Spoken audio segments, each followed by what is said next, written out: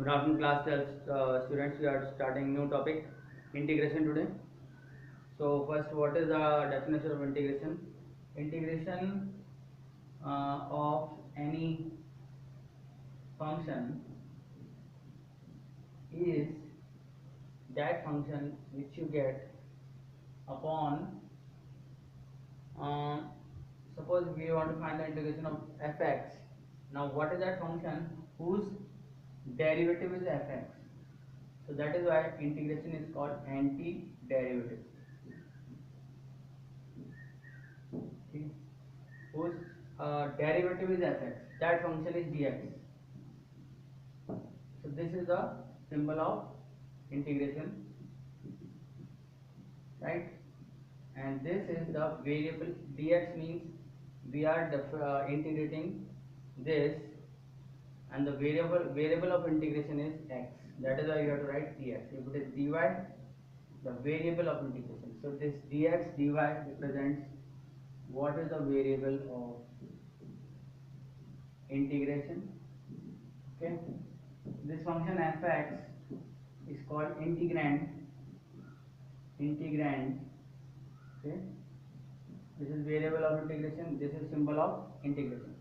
And the definition of integration is we want to find the antiderivative, that is whose derivative is fx, that function is dx. So if I write fx dx is equal to gx, then the derivative of gx is fx. You can say like this: if you differentiate gx, you must get fx. So that is why now differentiation is wider than integration, because integration is sometimes there are functions which cannot integrate, but most of the functions we can differentiate, and differentiating we are checking at points also, but here it is a uniform function. Okay, now some properties of integration, and we are studying first indefinite integration. Indefinite integration gives us a function. So if I write fx dx, this is gx, right? And mostly we will write plus c. This thing is called arbitrary constant. This comes in indefinite integration, and this c gives us a family of curves whose integration is this. Okay. Now, suppose this is x dx. Integration of this, we will learn the formula is x square upon 2 plus c. So if you differentiate this, you will get x. Now c can be 1, 2, 3, 4, any real number, right? So that is why suppose somebody is differentiating x square plus 2 plus 1. This is also 2x. This is also x, right? Somebody is differentiating 2. This is also x. So c can vary. That is why x square plus 2. So this is y is equal to x square plus 2 will give you what? Different parabolas like this. So this c gives us family of curves. Okay, this c gives us family of curves. So this is the role of arbitrary constant, and it is continuous summation. Integration can also be called as continuous sigma. Sigma is like for discrete 1 plus 2 plus 3, but for integration is continuous summation. Another is, or whose derivative, which is also called integration, is also called antiderivative. So suppose you say sin x. So find a function whose uh, derivative is sin x. So you can say minus cos x, right? So that is why I will say that sin x integration is. So if you differentiate minus cos x, you will get sin x, and you can put an arbitrary constant c. This is how we generate formulas for integration. Okay. Some basic rule for integration while integrating you have to keep in mind. One is, if any number is multiplied by a function, okay, we should write dx, dy, z. These are because that represent the variable of integration. Here k, k can be taken out, constant can be taken out of the integration. This is rule number 1, property number 1, theorem number 1. Another is, if you add two functions or subtract them, and this is integration 1 integration, you can make it two integrations by like this, okay, dx dx. Most important, if they are multiplied, we don't have product rule, but we will generate a product rule later on. But you cannot write this as integration of fx into integration of gx. This is wrong, not allowed. Similarly, if it is divided g of x, you cannot write integration of fx divided by integration of gx. This is also not allowed. Okay. So these properties are similar to sigma, right? Now we generate some basic formulas. Basic formula. Since integration is anti-derivative, so we just have to look at the whose function, the function which is on the differentiating, we get the required function. For example, suppose somebody says, how can you get x to the power n? Right? X to the power n on differentiating. So if I differentiate x to the power n plus 1, I get n plus 1 xn, right? So what I will do is, integration of x to the power n is, I can write x to the power n plus 1, and since we are this term is also coming which is not here, so we write like this, x to the power n is x to the power n plus 1 divided by n plus 1 plus c. This is the one basic very important formula. This is used for all the powers of x, right? Like suppose somebody says, what is x, root x, what is integration of root x? So you can write root x as x to the power half, and then you can write this as x to the power half plus 1, that is 3 by 2 upon 3 by 2, so that is 2 by 3. So this you must learn. Root x is x to the power 3 by 2, 2 by 3. Now similarly, another one is, what is 1 upon root x, right? We know that 1 upon 2 root x is a derivative of root x. So if I multiply this by 2 and 2, this is 2 and this is root x. So 1 upon root x should be 2 root x. So we can check it. 1 upon root x dx. This can be written as x to the power minus half. Apply this formula, we get x to the power minus half plus 1 minus half plus 1. So that is x to the power half, and this is half. So half will go here. So this is 2 root x. So the integration of 1 upon root x is 2 root x plus c. Okay, and integration of root x is x to the power 3 by 2 into 2 by 3 plus c. You must learn this root x and 1 upon root x. Okay. Similarly, for any power, now you cannot use for like differentiation, you cannot use this for sin x to the power 5 dx.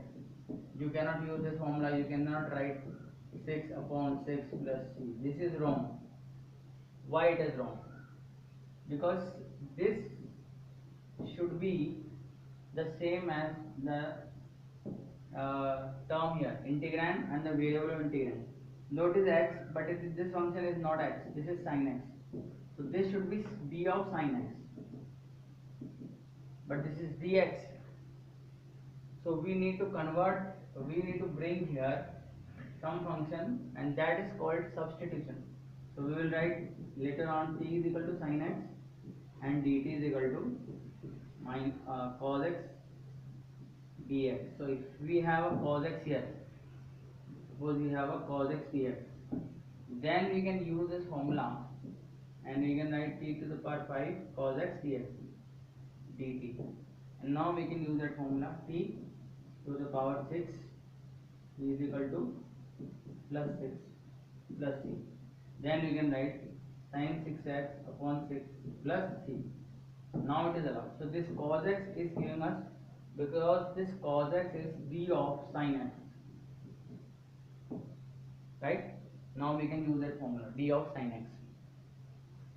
Another thing is, suppose somebody says what is the integration of uh, some function, say e to the power, or let's say log x to the power 5 dx. Okay. Again, you cannot write log to the power 6 upon 6, no. But if you have 1 upon x here, now it is very easy. Now you can write log x to the power 6 upon 6 plus c, because this is d log x, right? So this is very important. Now this way you can generate, suppose somebody asks you what is the integration of x to the power 5, or I can say cos x d sin x. Okay, so we already know that difference is the derivative of d sin x. Cos x is derivative of, or you can say, let's write like this. We know that now if I take d is equal to cos x, right? Differentiation of this is minus sin x dx. So we can introduce a negative sign here, and d of sin x, right? So we can write, if this is t, what is d of sin x? There is another way. D of sin x, we can perhaps break this into like this. This is t, then d, is it dt? Because see, this is dt and this is d of sin x. So if we have cos x, right, and we have d of, since we have d of sin x, but here we have d of cos x, so we should have here d of cos x, right? D of cos x. Now d of cos x, as you know, that we can differentiate, and now this can be done. So this should be d of cos x, right? Or in other words, if it is cos x to the power 7 like this, and it is sin x dx, then we can just put a minus sign and integrate. So the answer will be minus, and this can be integrated, cos 8 upon 8 plus c, right? Cos 8x upon 8 plus c. So let's generate some formula.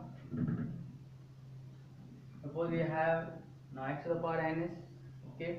Trigonometry is just converts. Whatever is differentiating, that we know. For example, sin x dx is not cos x, it is minus cos x. Cos x dx integration is sin x. Tan square x, so we can write sec square x. This is tan x. And you have similarly minus cos x square x is cot x.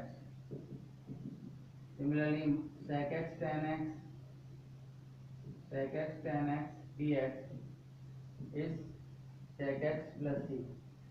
Similarly, minus cosec x cot x dx is minus or just cosec x dx, right? These are the standard formula which we are just writing the derivatives here, and then we are integrating them. We are not writing anything else. We are writing the derivative which is easy to integrate, right?